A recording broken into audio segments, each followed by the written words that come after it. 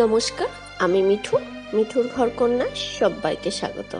এটা শনিবারের ব্লগটা এডিটিং করতে একটু সময় লেগে গেল।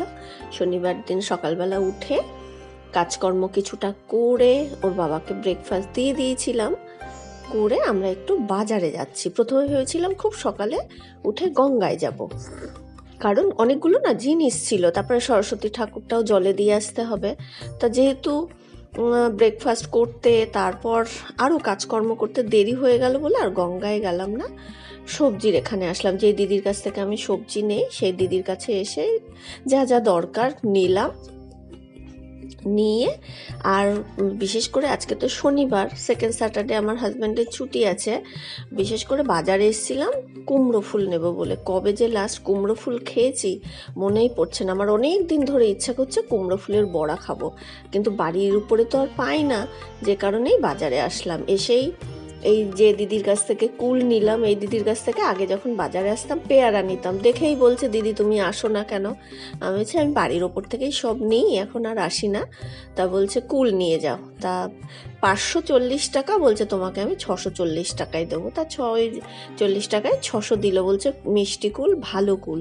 এবার দেখো সারা বাজার এই মাসিরাই নিয়ে বসে এরকম ঝুড়িতে, শাক পাতার সঙ্গে কুমড়ো ফুলও থাকে। কিন্তু আমার কপাল এতই খারাপ, কোনো মাসিরাই আজকে কুমড়ো ফুল নিয়ে বসেনি। আর আমার না সবজি বাজারে আসতে মানে এই ভিড়ভাট্টাটা ভালো লাগে না, কিন্তু এমনি সবজি বাজার আমার ভীষণ ভালো লাগে। মানে টাটকা সবজি আর কত রং বেরঙের সবজি, মানে এটা দেখলেই না মনটা ভালো হয়ে যায়। মানে গ্রাম থেকে চাষিরাও নিয়ে আসে কল্যাণীতে। এই সবজি বাজারটা বেশ ভালোই বড়। এবার একদিকে আমি খুঁজলাম কুমড়ো ফুল, একদিকে আমার হাজব্যান্ড খুঁজলো, কিন্তু কুমড়ো ফুল আর পেলাম না। তারপর আজ এই কাকু দেখলাম বড় বড় বেগুন 25 টাকা কিলো বিক্রি করছিল। তো দেখেই লোভ হলো, এগুলো পোড়া খেতে খুব ভালো লাগবে। তা আমি 1 কিলো বেগুন নিলাম। 25 টাকা কিলো টমেটো, কত কমে গেছে। 1 কিলো টমেটো নিলাম। আর আগেই সবজিওয়ালা দিদির কাছ থেকে তো অনেক সবজি নিয়ে নিয়েছি, ওখান থেকে সজনে ফুলও পেয়েছিলাম, নিয়ে নিয়েছিলাম। এরপর পুরো বাজারটা চষে বেড়ালাম যে যদি কুমড়ো ফুল পাই, পেলাম না। তারপর কি করব, মনটা একটু খারাপই হয়ে গেছিল। যাকে সজনে ফুলটাই বড়া করে নেব। তারপর আসলাম দশকর্মার দোকানে, ভাবলাম যদি দেখি ঠাকুর পায়, কিন্তু ঠাকুর আনেনি, বললো আজকেই আসবে। আর কয়েকটা টুকটাক জিনিস আমার দরকার ছিল। ওই যে কলের মুখগুলো হয় না, কলের মধ্যে মুখগুলো দিলে জলটা ছড়ায় না, ওই মুখগুলো অনেকগুলো নিলাম। এসে মিস্ত্রিদের চা করলাম, বিউলির ডাল করব, সেদ্ধ বসিয়ে দিয়েছি। আর লাল শাক আগের একাটি ছিল, আর আজকে 2 আটি আনলাম, এখান থেকেও খানিকটা বেছে নিলাম। এরপর মিস্ত্রিদের চা দিতে গিয়ে দেখলাম ফল আলা এসছে বাড়ির ওপরে। এবার অনেক ফলই তো আছে, কিন্তু এখন আমি অল্প অল্পই নিই, আগের মতন বেশি নিই না। ফলালা বলছে, দিদি এখন আপনি বেশি নেন না। আমি বলছি না, একটু কাজকর্ম চলছে তো, তাই একটু একটু কম টমই নিচ্ছে। বলছে হ্যাঁ, হাসছে, বলছে হ্যাঁ সে তো বুঝতেই পারছি, আপনাদের কাজ তো হয়েই চলেছে। তা আমি কমলা লেবু নিলাম আর কলা নিলাম, আর কিছু নিইনি। আর বাজার থেকে তো কুল নিয়েছি।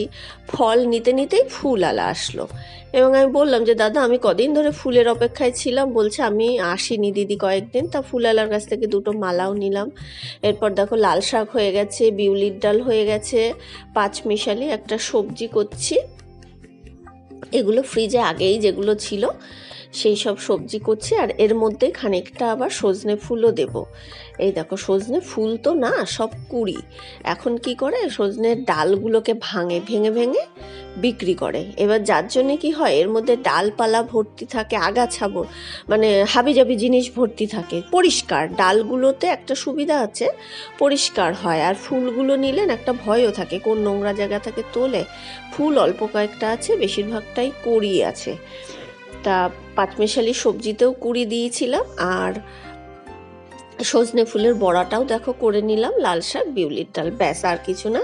আর লেবু কেটে নিয়েছিলাম, সেটা পরে মনে পড়েছিল, খাওয়ার আগ দিয়ে 1 টুকরো করে লেবু নিয়েছিলাম। এরপর খাওয়া দাওয়া করে আর হচ্ছে পুজোটা আজকে ছেলেই দিয়েছিল। আমি বাজার থেকে এসেই চান দান করে চুলটা আর ভেজাইনি। এরপর মিস্ত্রিদের কাছে আসলাম, দেখলাম ওরা চা খায় কিনা। বলছে না কাকিমা, চা আর খাবো না, রং করছিল। ওই দেওয়ালটা না, রংটা আমার ক্যামেরায় আসছিল না, কেমন একটা ধোঁয়াশা, যতবার নিতে চাইছিলাম ধোঁয়াশা হচ্ছিল। আর এই ওয়ালের রংটা করছে, এই দুটো ওয়াল স্টেনসিল করব, যে কারণে না হলে শুধু বাই কালার হলে কবে কাজকর্ম করে ওরা চলে যেত। এবার এই কালারটা করছে। এবার এই কালারটা প্রথম বলছিল, বলে এই কালারটা আনা খুব মুশকিল, কখনো কখনো 5-6 কোটও দিতে হয়। তা দেখা যাক। এরপর আমরা যাচ্ছি একটু মাঠে। সকালে যে দিদির কাছে সবজি নিতে গেছিলাম, সেই দিদির ছেলে ওই যে সামনে যাচ্ছে দেখো, ওকে আমরা হিরো বলি, আমি হিরো বলি। অনেক দিন ধরে বলে যে মাসি চলো না আমাদের মাঠে চলো। এইটা হচ্ছে ওর মাসির বাড়ি। তা বলছে আমার হাজব্যান্ডকে বললো তুমি এখানে স্কুটিটাকে রাখো। এইগুলোকে কি বলে বলো, কেউ কখনো হাত দিয়েছো?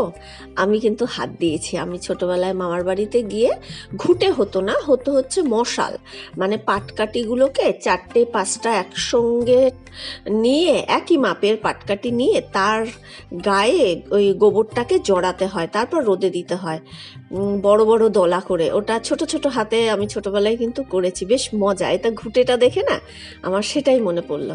এরপর ওদের বাড়িতে নিয়ে যাচ্ছিল, আমি যে না রে যাবো না। আর এটা হচ্ছে ওর মামার ছেলে, ও কোলে করে আমাকে দেখাতে এনেছে একটা গাবলু গুবলু। আর ওদের পাড়ার বন্ধুরা সব খেলা করছিল। অ্যাকচুয়ালি এটা হচ্ছে আদিবাসী গ্রাম। এরপর এইটা হচ্ছে ভুট্টা ক্ষেত, ওদের ক্ষেত না, এটা আলাদা।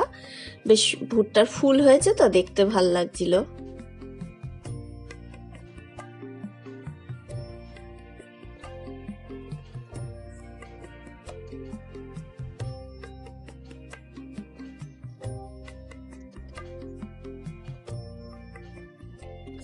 এর আগে একদিন আমরা এই দিকটায় আসতে চেয়েছিলাম, কিন্তু আমার হাজবেন্ড রাস্তাটা ভুল করে ফেলেছিল, অন্যদিকে আমরা গঙ্গার দিকে চলে গেছিলাম। এই দেখো ছাগলের বাচ্চাগুলোকে সব ঘাস কেটে কেটে দিয়েছে, খাচ্ছে।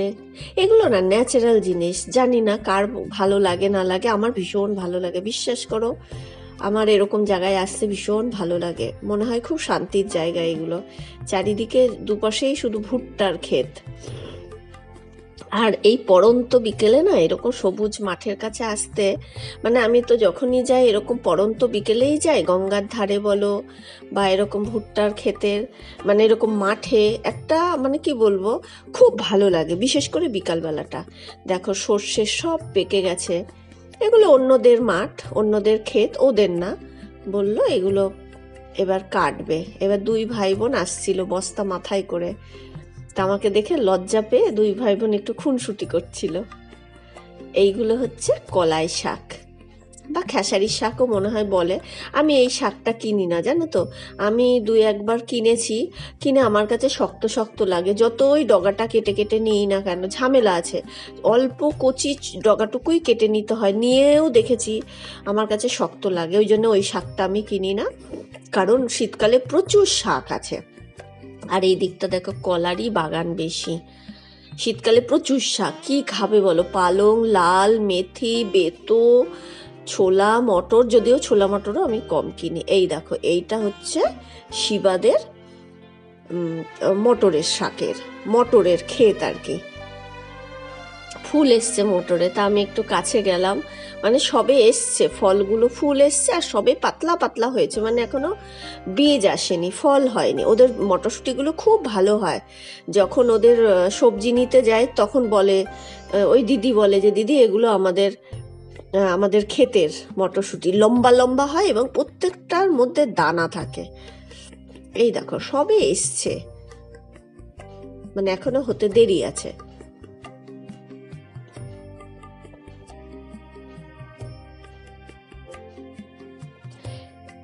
এবার এর মাঝে মাঝেও আবার ভুট্টা লাগিয়ে দিয়েছে। তা আমি জিজ্ঞাসা করলাম এর মাঝে মাঝে ভুট্টা কেন? বলছে মাসি মটরশুঁটিটা তো শেষ হয়ে যাবে, আর ভুট্টা হতে তো টাইম লাগে, ততদিনে মটরশুঁটিটা শেষ হয়ে যাবে, ততদিনে ভুট্টাগুলো বড় হয়ে যাবে। আমি বলছি বাহ, দেখো চাষিরা কত মাথায় বুদ্ধি নিয়েই চাষবাস করতে হয়। আর এই ধান ক্ষেতটা হচ্ছে ওর মামা করেছে। রুইয়েছে, ধানকে মানে ধান পোতাটাকে মাটিতে বলে রোয়া, ধান রোয়া। এটাও একটা কার ভুট্টা ক্ষেত। এরপর একটা কলা খেতে গেলাম, বাপরে কলা হয়েছে, প্রত্যেকটা গাছে কলা হয়েছে। এটা ওদের না, এটাও অন্যদের কলা ক্ষেত, ওদেরও আছে কিন্তু ছোট কলা ক্ষেত, সেটা অন্যদিকে। বললো আমাদের কলা বাগানটা অনেকটা দূরে আর ছোট, এত বড় না। মানে প্রত্যেকটা গাছে কলা, আর কলার ভারে প্রত্যেকটা গাছকে না এরকম বাঁশ দিয়ে, আমরা মানে গ্রামের ভাষায় এটাকে বলে পেলা দেওয়া, মানে সাপোর্ট দেওয়া আর কি, ঠেকনা দেওয়া, পেলা দেওয়া বলে। প্রত্যেকটা গাছকে এরকম বাঁশ দিয়ে সাপোর্ট দিতে হয়েছে, না হলে পড়ে যাবে। এগুলো হচ্ছে সব বর্তমান কলা, চাপা কলা, এই কলা, আবার কাঁঠালি কলাও আছে। প্রত্যেকটা গাছে মানে বড় বড় কাঁদি। তো একটা মজার জিনিস বললো, কলার কাঁদি দেখিয়ে বললো, বলছি পরে সেটা তোমাদের, এইটা আগে বলে নি। এটা কি বলো? অনেকেই চিনবে, আবার অনেকেই চিনবে না। ছোট, এগুলোর সঙ্গে না অনেক স্মৃতি জড়িয়ে আছে। ছোটবেলায় ওই যে মাঝখানটায় ফাঁকা জায়গাটায়, ওর মধ্যে জল জমাতাম আমরা, ওর মধ্যে কাদা মাটি দিয়ে মুখটাকে আটকে জল জমিয়ে ওটাকে পুকুর করতাম, করে ওর মধ্যে আমরা ঝাপাঝাপি করতাম মামার বাড়িতে গিয়ে। তা এবার ভেবেছি দিদির বাড়িতে গিয়েও আমি ওই স্যালো মেশিনে চান করব গরমকালে, আমার খুব ইচ্ছা আছে একবার। এরপর চলে গেলাম উচ্ছে ক্ষেত, এটাও ওদের না, এটা ওর দাদুদের, বললো অন্য দাদুদের। মানে উচ্ছে ক্ষেতেও সবে ফুল এসছে, জালি এসছে। এরপর আরও অন্যদিকে মাঠে ঘুরতে গেলাম, ওদের যে কলা বাগান আছে সেটারও কাছাকাছি গেলাম, খুব কাছে যায়নি, অনেকটা দূরে ছিল। তারপর ওই ওই ওই কলা বাগানের পাশেই আবার ঝিঙে ক্ষেতও ছিল ওদের।